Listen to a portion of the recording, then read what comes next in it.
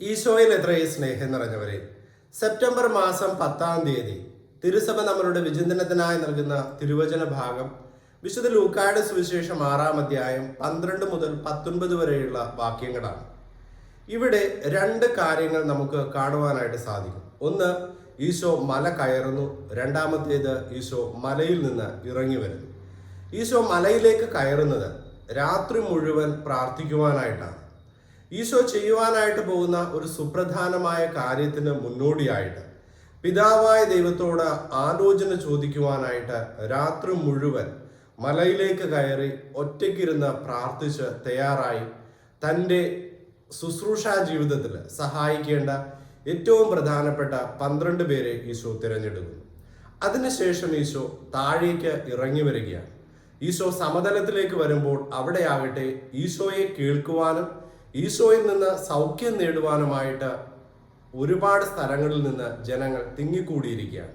ഈശോ അവരോട് വചനം പറയുന്നു, അശുദ്ധാത്മാക്കളെ പുറത്താക്കുന്നു, അവർക്ക് സൗഖ്യം നൽകുന്നു. ഇവിടെ ഈശോ മലയിലേക്ക് കയറുന്നത് പിതാവായ ദൈവത്തിന്റെ സ്വരം ശ്രവിക്കുവാനായിട്ടാണ്.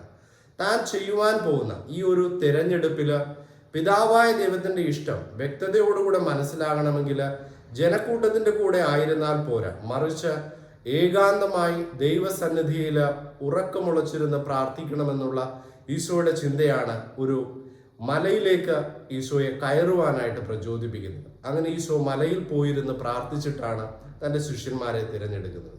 ഇനി ഈശോ മലയിൽ നിന്ന് താഴേക്ക് വരുമ്പോൾ ജനങ്ങളോടുകൂടെ ആയിരിക്കുകയാണ്. ജനങ്ങൾ എന്താണോ അവർക്ക് ആവശ്യമുള്ളത്, വചനം കൊടുക്കണം, സൗഖ്യം കൊടുക്കണം, അതോടൊപ്പം അശുദ്ധാത്മാക്കളിൽ നിന്ന് അവരെ സംരക്ഷിക്കണം. ഈശോ മലയിറങ്ങി വന്നിട്ട് ഈശോ ഇവരോട് സംസാരിക്കുകയും അവർക്ക് സൗഖ്യം നൽകുകയുമാണ്. പ്രിയ സഹോദരങ്ങളെ, ഈ തിരുവചന ഭാഗം ധ്യാനിക്കുമ്പോൾ നമ്മളുടെ ജീവിതത്തിലും സ്വീകരിക്കേണ്ട രണ്ട് കാര്യങ്ങൾ നമുക്ക് നമ്മളുടെ ഹൃദയത്തിലേക്ക് കൊണ്ടുവരാം. നമ്മൾ കൂടുതലും സമയം ജനങ്ങളോടുകൂടെ ആയിരിക്കുന്നവരാണ്. പക്ഷേ ചില സമയങ്ങളിൽ നമ്മൾ ദൈവത്തോടു കൂടെ മാത്രമായിരിക്കേണ്ട സമയമുണ്ട്. ഈശോയെ പോലെ ഒരു മലകയറ്റം, പ്രാർത്ഥനയുടെ ഒരു മലകയറ്റം നമ്മളുടെ ജീവിതത്തിൽ ആവശ്യമാണ്.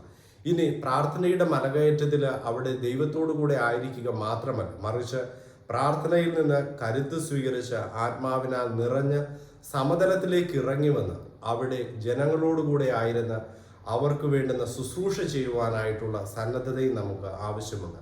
അതിനാൽ ഈ തിരുവചന ഭാഗം നമ്മളെ പ്രാർത്ഥനയുടെ മല കയറുവാനും പ്രവൃത്തിയുടെ സമതലത്തിലേക്ക് മല ഇറക്കം നടത്തുവാനും അനുഗ്രഹിക്കട്ടെ. ആമേൻ.